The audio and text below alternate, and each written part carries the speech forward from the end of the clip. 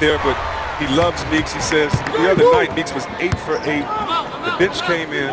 All of a sudden, Meeks doesn't get to play. He said Meeks just cheered and made sure to see Kevin Durant knock down that layup. Great guys on this Lakers bench team. Something about pass inside, another turnover, 4-on-1, Durant. Kevin Durant is that jumper. Reggie's game has gotten better. Then you look at other guys that have had to come in. Steven Adams with the player, as you see right there, Durant knock another one down. But it gives you so much experience as guys get to be in a role that not these guys could do next year if given the opportunity. Another turnover by the Lakers. Durant slithering, held and fouled on the at 87%. You wonder sometimes, though, if a guy like Durant, who's been in the race before, never won for the MVP, that sometimes can preoccupy the way you play. Do you think it seeps into his thinking as he's going through games and thinking about numbers and all those things? If he wasn't such a great superstar, I would say thinking like a superstar is not to his advantage. But he's a superstar, so he needs to think like an MVP every time he goes out there on the court. I don't think that'll be a distraction for his team. You know, talking to players on his team, he's one of the most humble guys in this league. So I think it's okay. Tony, which we'll get to in just a second, it was a kind of a very revealing look about the way he surveys the situation right now. Somebody's frustrated. Yes, he is. Understandably so.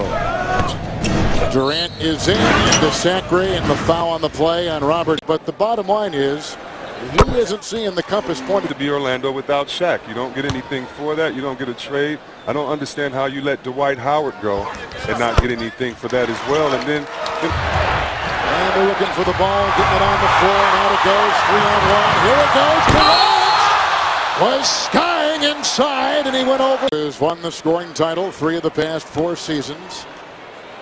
A 42-point performance against Houston on Tuesday.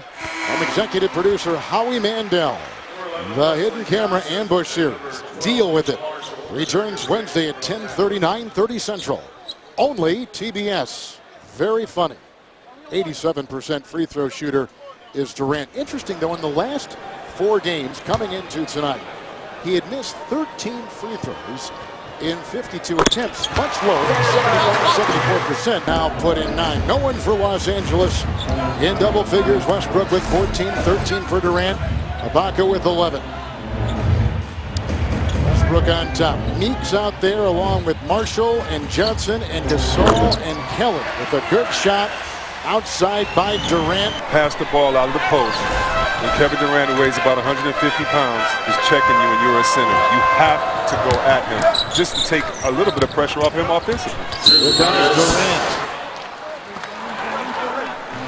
And he was tired career as an assistant early on.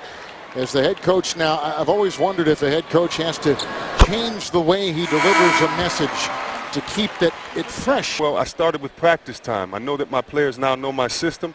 I trust them. We have shorter practice. With Brooks, you saw a terrific alley-oop. He's got 16 points.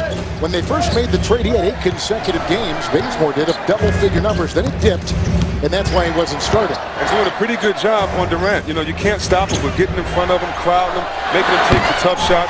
Well, sorry, but that's Durant. He can make tough. Lakers have scored on all 5 trips in this quarter. Jackson and now Durant. Bazemore's on him. Jackson. They'll be fighting for a contract extension. The drive, and he got it with the left hand. He's got 20. It's just amazing watching him play, and then he's finishing with the left hand after getting the contact. Bazemore picks up his 4th. Durant at the free throw line. Here comes Durant. He gets 25 here and a foul. Wesley Johnson scares me so much. It scared me when I played, and it scared me just now when Kevin Durant went in for that layup. What if you twist your ankle and you're out 4 or 5 games? It's funny. We were cameramen. It's not their fault. They have to get the good pictures from that position, but you just wonder, is the NBA going to do something to change or maybe move them back just a little more so guys will have more room when they get fouled? 25 for players and the competition. The things that I don't miss and don't care if I ever have to do again is travel that much and then spend all day getting ready for a game.